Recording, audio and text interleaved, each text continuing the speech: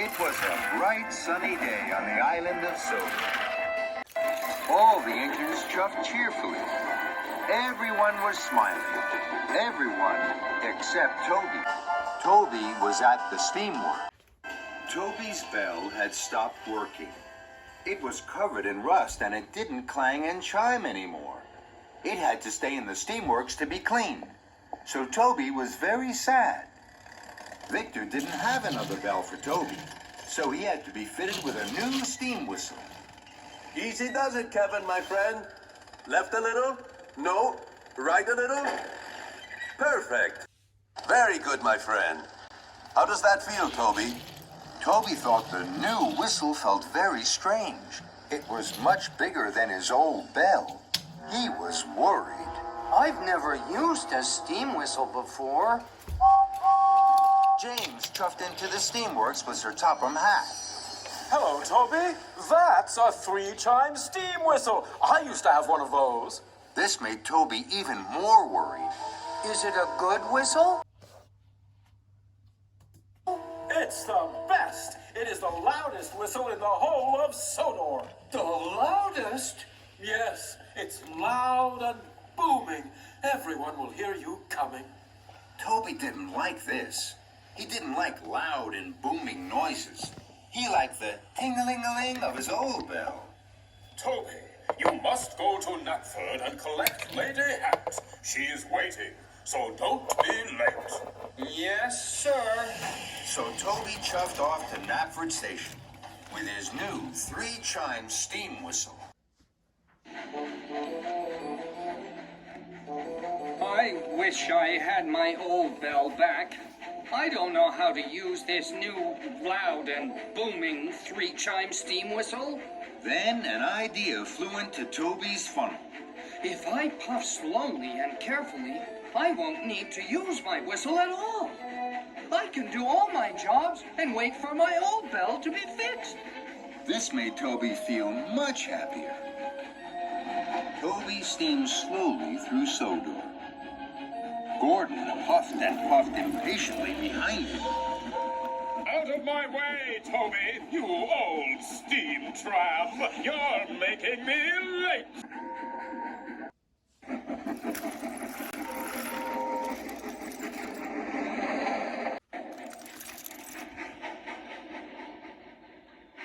Later, some cows were on the tracks in front of Toby. He couldn't puff past them. Go away, cows, please. I need to chuff through. But the cows didn't take any notice of Toby. They didn't move. They were too busy mooing and chewing. Toby knew what he needed to do. He needed to blow his new steam whistle. But Toby was scared. I don't want to use this new 3-chime steam whistle. I wish I had my little bell back. Then another idea flew into Toby's funnel. I know what I can do. I'll get help. So, Toby reversed down the track to find help. Some farm workers were working in the field. Excuse me. Hello? Hello? The farm workers didn't hear Toby.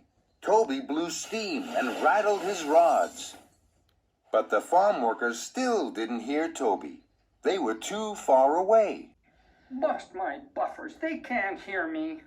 Toby knew he should use his new steam whistle, but he was still too scared. I wish I had my little bell back. So Toby puffed on. Somewhere he had to find help. But Toby couldn't find anybody to help him. So he huffed back to the cows. I do hope the cows have gone back to their field now. But the cows hadn't gone back to their field.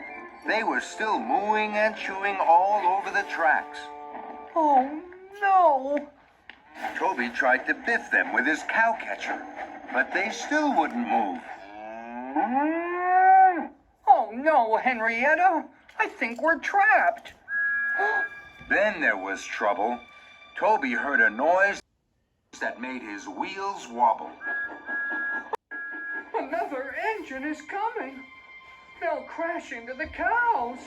The engine steamed around the corner. It was Thomas. Thomas was racing like the wind. His firebox was fuming, and his boiler was burning brightly. I have to tell Thomas about the cows. I'll have to use this new whistle. Toby closed his eye. His firebox flared. Steam blew into his new 3-chime steam whistle. It was the loudest whistle anyone had ever heard on Sodor. What was that? It was a 3-chime steam whistle. They're the best whistles ever. I wonder who blew that. Thomas heard the 3-chime steam whistle. Cinders and ashes. I must stop. He applied his brakes. Thomas screeched and skidded. Sparks flew and tracks trembled. Toby didn't dare look. Phew. Thank you, Toby. Your whistle told me there was trouble ahead. Toby felt very proud. I'm pleased I used my 3-chime steam whistle. It was even louder than my bell. Thomas was proud of his friend Toby.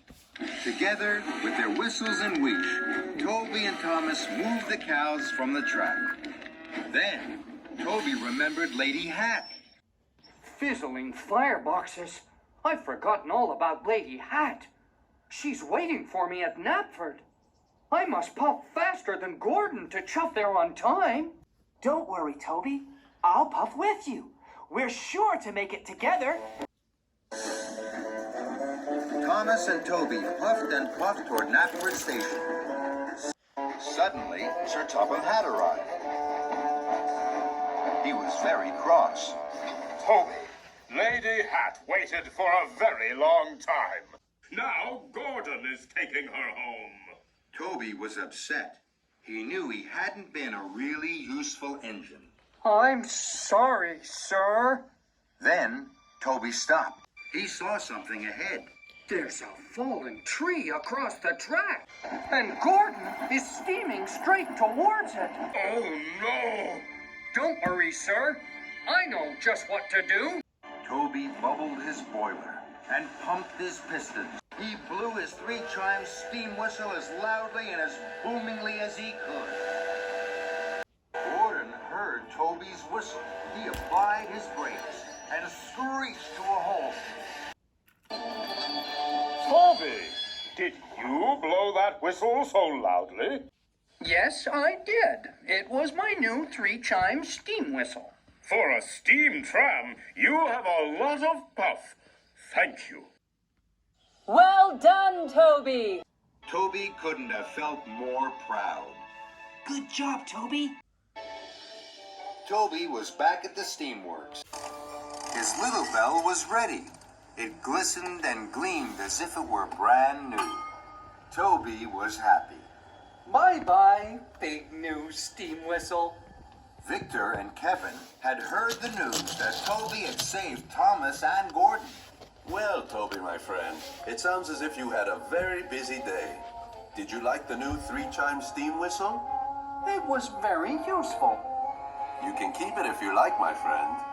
No, thank you. My bell is the best of all. Creaky